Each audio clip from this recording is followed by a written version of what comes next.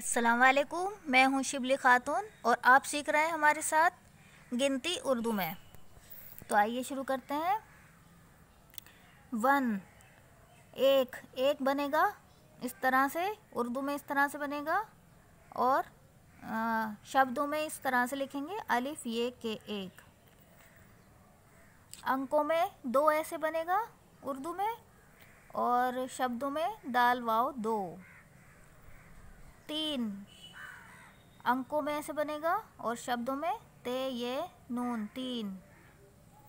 अंकों में 4 ऐसे बनेगा उर्दू में और शब्दों में चे लिफ ज़बर 4 रे 4।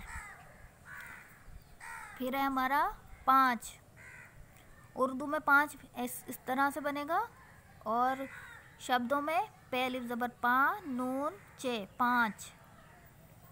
अंकों में 6 इस तरह से बनेगा, जिस तरह से इंग्लिश में 4 बनाते हैं उस तरह से उर्दू में 6 बनेगा। और 6 बनाने के लिए हम चे में 2 चश्मे हाँ मिलाएंगे तो ये शब्दों में 6 बन जाएगा। फिर है अंकों में 7 इस तरह से बनेगा और शब्दों में सीन अलिफ ज़बर 7। अंकों में 8 बनेगा इस तरह से, जैसे कोई पहाड़ की चोटी हो, और शब्दों में इस तरह से बनेगा अलिफ मद ज़बर 8, टे में 2 चश्मे मिला के ठे हो गया 8। 9 नून वाव 9। 10 दाल scene 10। Thank you for watching.